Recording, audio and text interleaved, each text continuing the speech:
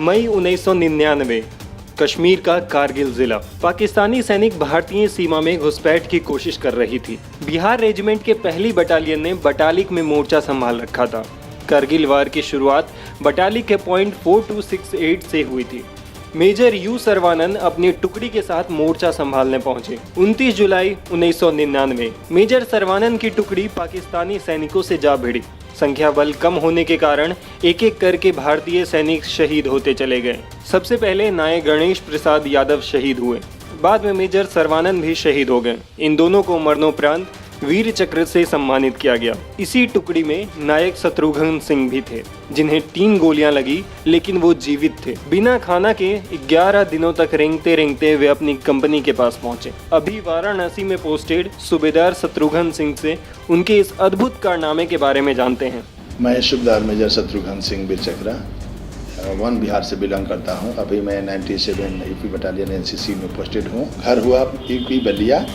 मैं सेना में 1988 में भर्ती हुआ था। 1999 में मैं कश्मीर में पोस्टेड था जनवरी महीना से, और मई महीना में कारगिल में मैं छुट्टी जा रहा था 16 मई को।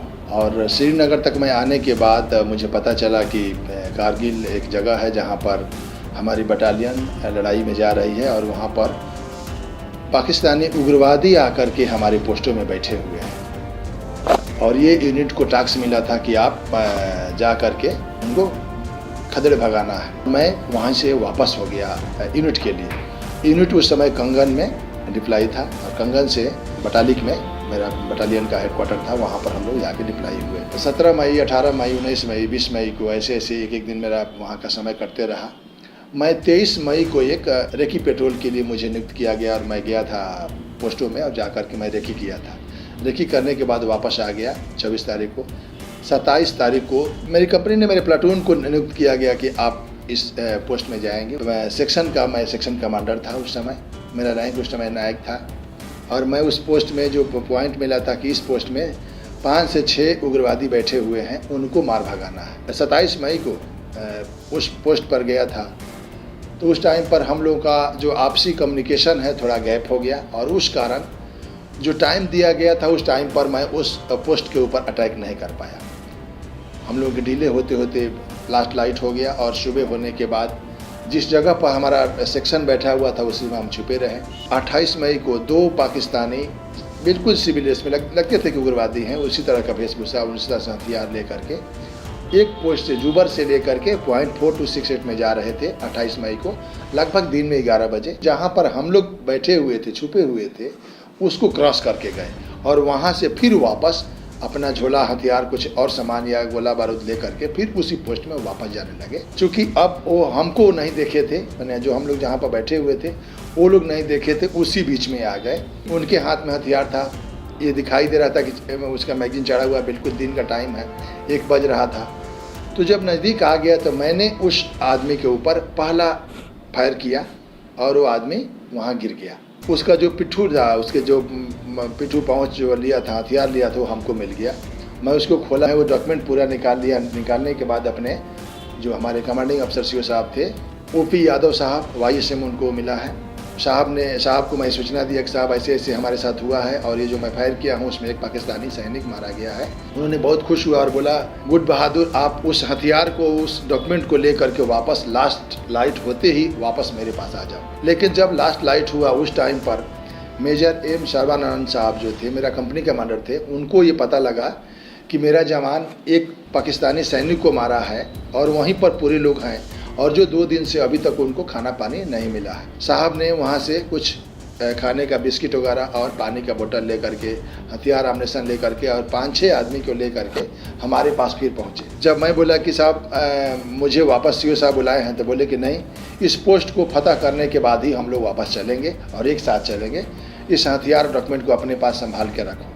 फिर 28 तारीख को रात में जो .4268 था, उसके ऊपर साहब के साथ हम लोग 11 आदमी एक सेक्शन बनाए और उसके ऊपर अटैक किए।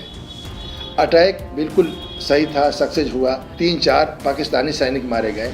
उसमें रात में कब और सैनिक आके बढ़ गए थे ये हम लोगों को पता नहीं था। इस कारण से वो लोग हमारे ऊपर इतना फायर खोले, एक एक करके धीरे धीरे। पहले एक नायक गणेश प्रसाद ख़त्म हो गए, शिवशंकर गुप्ता ख़त्म हो गया, हरदेव ख़त्म हो गया, प्रमोद ख़त्म हो गया। ऐसे करते करते उसमें 4 लोग शहीद हो गए और बाकी सब घायल हो गए। उस टाइम तक मैं बिल्कुल ठीक था। लास्ट में जो मेजर साहब थे उनको भी सिर में गोली लगा था और वो वहीं पर वीरगति को प्राप्त हो गए। जब साहब वीरगति को प्राप्त हो गए तो हम जो 3-4 लोग थे जो घायल थे, मैं उस समय बिल्कुल ठीक था। तो मैं उसमें से निकल के जो पीछे ट्रूप्स थे उनके पास मैं जा कर के बुलाना चाहता था, क्योंकि मेरे पास कम्युनिकेशन का कोई साधन नहीं था। जब मैं वापस जाने लगा, थोड़ा तेज छुप छुप के, अभी लगभग 5 बज रहा होगा या 4:30 टाइम हो रहा होगा, तब तक एक पाकिस्तानी बाहर निकला। उसने हमको स्नाइपर से 2 राउंड मारा और दोनों मेरे पैर में आके लग गया और मेरा घुटना से नीचे टिबिया फिबुला दोनों फ्रैक्चर हो गया। मैं वहाँ गिर गया। गिरने के बाद एक गोली और आया, मेरे कमर में लग गया। मैं उठ नहीं सका। अभी 29 तारीख के सुबह का टाइम था। मैं पूरा दिन वहाँ पर पड़े रहा। वो पूरे दिन में कोई पाकिस्तानी सैनिक हमारे पास आ करके मेरा ना हथियार उठाए, ना ही हमको उठाए, ना किसी को कोई टच नहीं किए। लेकिन ये 5 आदमी तो शहीद हो चुके थे। मैं छठा पड़ा था। जो इसके हाथ पैर ऊपर गोली लगा था, जो चलने लायक थे, वो रात में पीछे आ गए और आकर के कमांडर को बताया कि ऐसे ऐसे हमारे साथ घटना घटा है। उस आधार पर फिर उस पोस्ट के ऊपर मेजर युक्ति भंडारी साहब का पार्टी अगला दिन हमारे उसी पोस्ट पर फिर अटैक कराए, लेकिन वो भी अनसक्सेस हो गया। फिर उसके नेक्स्ट डे भी उस पोस्ट को कब्जा करने की कोशिश किया गया, लेकिन उस दिन भी अनसक्सेस हो गया और किसी भी बॉडी को निकाल नहीं पाया गया। उस पीरियड में जो फायर आता था, हमको लगता था कि हमको निकालने के लिए या बॉडी को निकालने के लिए हमारा ट्रूप्स आ रहा है, लेकिन हमारे तक कोई पहुंचा नहीं। 30 तारीख में बिल्कुल ये याददाश्त मेरा था। मैं समझ सकता था, सुन सकता था, देख सकता था। मैं देखता था, लेकिन मैं उठ के 1 कदम हिल नहीं सकता। तो जो मैं अंदर में वेस्ट पहना था, वेस्ट को फाड़ के इस पैर को बांध दिया था। 31 तारीख के दिन में ही 1 बजे के टाइम मौसम ख़राब हो गया, काफ़ी बर्फ़ गिरने लगा और अंधेरा सा छा गया। उस पीरियड में मुझे लगा कि मैं अगर इसी में मैं निकल सकता हूं तो निकल सकता हूं, वरना कोई अब निकालने वाला नहीं है। शूज पहना था, एक शूज को खोल के फेंक दिया और दोनों शूज का लेस खोल के, और जो मेरे पास एक पाकिस्तानी का जो पहले मारा था उसका हथियार था, एक मेरे पास जो हथियार था, दोनों का एक्सटेंशन रड बोलता है, सफाई का जो रड होता है, उसको निकाल के मैं पैर में बांध लिया और उसके सहारे पैर को आगे रखना और धीरे धीरे चुतर के बल मैं खिसकने लगा। ऐसे करते करते 31 तारीख हो गया, 1 तारीख हो गया, 2 तारीख हो गया, 3 तारीख हो गया, 4 तारीख हो गया। 5 जून को मैं उस पोस्ट को एक चक्कर काट करके नाले में, जहाँ पर .4268 था, उसी के राइट साइड में मैं नाले में, चाइना नाला के नाम से जाना जाता है, उसी में मैं पहुँचा हुआ था। उस जगह पर जब मैं बैठा था, दिन के टाइम था, तो 3 पाकिस्तानी वहाँ पर, पानी की झरना था, पानी के लिए आते थे। इस बीच में कहीं पानी वगैरह नहीं था।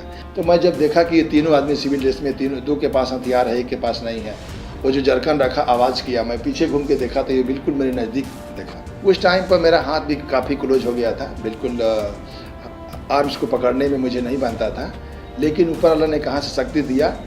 और ये 5 जून को मैं उनके ऊपर दिन में 12-1 बजे के टाइम उनके ऊपर फायर खोल दिया। फायर खोला तो जो 2 हथियार लेके खड़े थे, सिर्फ उन्हीं को लगा और दोनों वहीं पर ख़त्म हो गए। फिर मैं यहाँ से उतना दूर थोड़ा घिसक के गया, उनका हथियार उठाया, लेकिन लाने में सक्षम नहीं था। 10-20 कदम वहाँ से हट के दोनों हथियार को रख दिया, पत्थर से, हल्का पत्थर डगरा के कि थोड़ा ढक जाए कि दूर से दिखाई न दे। और वहाँ से मैं उस दिन से दिन में ही चलने लगा। तो दिन में, रात में जब थोड़ा थकता था तो बैठ जाता था और फिर थोड़ा रेस्ट करके फिर खिसकता था। ऐसे करके 6 जून हो गया, 7 जून हो गया, 8 जून हो गया। 9 जून को मैं अपने डेल्टा कंपनी के पोस्ट के बिल्कुल नज़दीक पहुंच गया था। वहां पर मैं ऐसे बैठा हुआ था, लेकिन मेरे जो मैं अंदर से बोलना चाहता था, मेरा आवाज़ ख़त्म हो गया था। फिर जो मेरे पोस्ट वाले थे वो हमको देखे, जो ड्रेस पहना था वो इंडियन था, तो वो लोग देख के बोलते हैं लगता तो इंडियन है, लेकिन 1 जनवरी से लेके 9 जून तक मैं दाढ़ी नहीं कटाया था, बाल नहीं कटाया था। मैं इंट में जो मैं सिविल इंट जो बटालियन के अंदर होता है, मैं उसके साथ रहता था। मैं कश्मीरी भी जानता था बोलने, तो इसलिए मेरा काफ़ी बाल और ये दाढ़ी बढ़ा हुआ था। ये लोग अब देख करके सोचे कि नहीं, ये तो पाकिस्तानी है। उसी में एक नया लड़का था, उसने बोला कि नहीं, ये जो दिखाई दे रहा हूँ लगता है कि साहब है। और फिर हमको एक आदमी ने जाके नज़दीक गया और जा करके वो सीटी बजाया तो मैं हाथ ऊपर किया, उसको इशारा कर रहा हूँ। मेरा कान में सुनाई तो दे रहा है लेकिन मैं बोल नहीं सकता। फिर दूसरा आदमी को बुलाया, फिर एक मेरे नाम का ही शत्रुघ्न सिंह साहब थे, कैप्टन थे ASC बटालियन का, वो उस पोस्ट में थे। उन्होंने हमारे पास आया और हमको वहाँ से उठाया गया। एक RT के जो सूट लेते हैं, उनका RT का जो कमांडर थे कैप्टन कार्निक साहब, उन्होंने आया और उठा करके जब हमको लाए तो मैं उस समय चाहता था बोलना, लेकिन हमारे मुंह से कोई आवाज़ ही नहीं निकल पा रहा था। फिर जब वो लोग से बातचीत मैंने वो चाहते थे करना, कुछ बताया नहीं, लेकिन इशारा कर रहा था कि इसमें उनका आई कार्ड है, पे बुक है, चाहिए चिट्ठियाँ है, मैं इशारा कर रहा हूँ। फिर उन्होंने कहा किया कि ये जो मेरे पैर में पैंट वगैरह काटे, शर्ट काटे, बेल्ट खोल के फेंक दिए। फिर उसने बैंडेज पट्टी किया तो मेरा पैर का कंडीशन बिल्कुल ख़राब हो गया था। वो जो मांस वगैरह सड़ गया था, उसको सफाई किए। करने के बाद बेटालियन में डाल के बैंडेज पट्टी किए, इंजेक्शन लगा दिए, ग्लूकोज चढ़ाने लगे और वहाँ से हमको स्ट्रेचर पर लेके मोटर पोजीशन पर पीछे भेज दिए। मोटर पोजीशन पर गया, वहाँ पर हमको लोग थोड़ा सा रोका, लेकिन मैं इशारा कर रहा था कि हमको पानी पिलाया जाए। फिर उन्होंने मना किया था कि इसको पानी पिलाओगे तो ख़त्म हो जाएगा। पानी नहीं पिलाया गया और फिर वहाँ से जहाँ हेलपेड ग्राउंड था वहाँ ले गया गया। एक लड़का था जो वहाँ पर वो आके मेरे यूनिट का ही था, वो वाशरमैन था।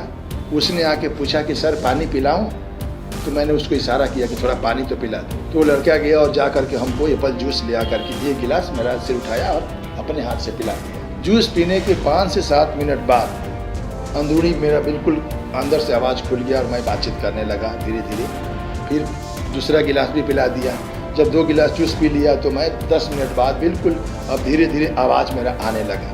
फिर कमांडर साहब से बात किया, मैं बताया कि भाई ऐसे ऐसे यहाँ पर इस जगह पर पानी का पोजीशन है, यहाँ पर 2 हथियार रखा हुआ है। जो डॉक्यूमेंट जो उससे मिला है वो मेरे जेब में है, जो एक वीरेंद्र सिंह साहब ले चुके थे। फिर वहाँ से हेली में बैठा के हमको चला गया कारगिल हॉस्पिटल में। वो लोग हमको रेफ़र कर दिए चंडीगढ़ के लिए। मुझे पता चला जो वहाँ पहुँचने के बाद कि आपके घर में 2 तारीख को टेलीग्राम चला गया कि आप नहीं रहे। पहले हम लोग को ये मैसेज मिला था कि इनको चोट लगी हुई है।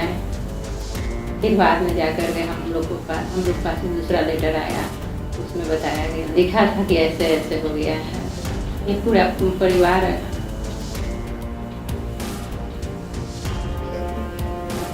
परिवार सपने में खो गया।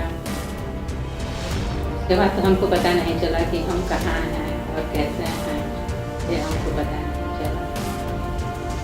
CO साहब डिसीजन भी नहीं ले पा रहे थे कि इतना तारीख को 25 तारीख को खाना खाया है, आज 29 तारीख को गोली लगा, अब तो जिंदा नहीं होगा, क्योंकि उस पोस्ट पर इधर के से भी या उधर से भी फायरिंग चल रहा है। अगर जिंदा होगा भी तो अब ख़त्म हो गया होगा कि इतना फायरिंग चल रहा था। 9 जून को मैं आया तो उस टाइम पर चारों तरफ ये सूचना, जो भी सुविधा था टेलीफोन को उस समय तो ये था नहीं, जिस आधार से जो सूचना हम दे सकते हैं दानापुर सेंटर को, दानापुर को दिया गया, घर को दिया गया, डिस्ट्रिक्ट में दिया गया। लेटर आया तो हमसे पढ़ाया गया कि देखो नहीं है, वो जो लेटर था वो गलत लेटर था, कि अभी हैं और तुम अपने आप को संभालो और हम सब लोग चलेंगे वहाँ, कि अभी जहाँ हैं वहाँ हम सब लोग चलेंगे। फिर हमको लेकर गए माँ पिताजी और हमारे बड़े भैया थे, वो हम लोग चंडीगढ़ के लिए चले गए। मैं चंडी मंदिर कमांड हॉस्पिटल में रहा, जो पैर का बार बार उसको काट के ऑपरेशन हुआ, कमर का हुआ, कमर से हड्डी उड्डी साफ करके इस पैर में लगा और काफ़ी मैंने उसमें रिंग वगैरह लगा था। फिर 6 महीना बाद हमको घर जाने के लिए मिला, घर गए। फिर हमको नज़दीकी हॉस्पिटल में रिपोर्ट करना था, दानापुर हॉस्पिटल में रिपोर्ट किए।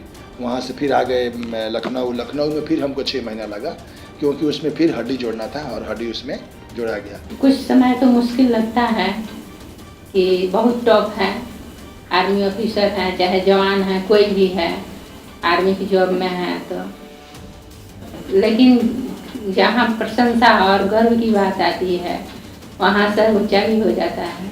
हमको 26 जनवरी को वीर चक्र से सम्मानित किया गया और मैं जा कर के दिल्ली में वीर चक्रा 2001 में जाके प्राप्त किया था।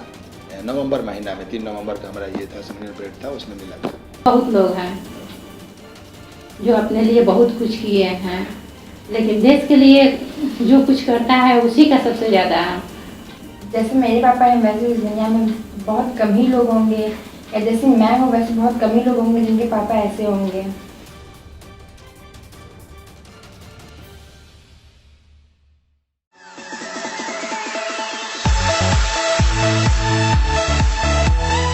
अब घर के लिए बैंकों से कर्ज क्यों? सेक्टर बीटा में आसान किस्तों में हम लोग जमीन दे रहे हैं। 40 बीघे जमीन हम लोग उपलब्ध कराए हैं। छपरा टू पटना 4 लेन से निकट है। 500 रुपये स्क्वायर फीट जमीन सस्ती दर पर दे रहे हैं। सस्ती दर पर जमीन हम लोग देते हैं। पहले पोजीशन बाद में रजिस्ट्री, और सही निर्धारित समय पर हम लोग अपना काम करके देते हैं।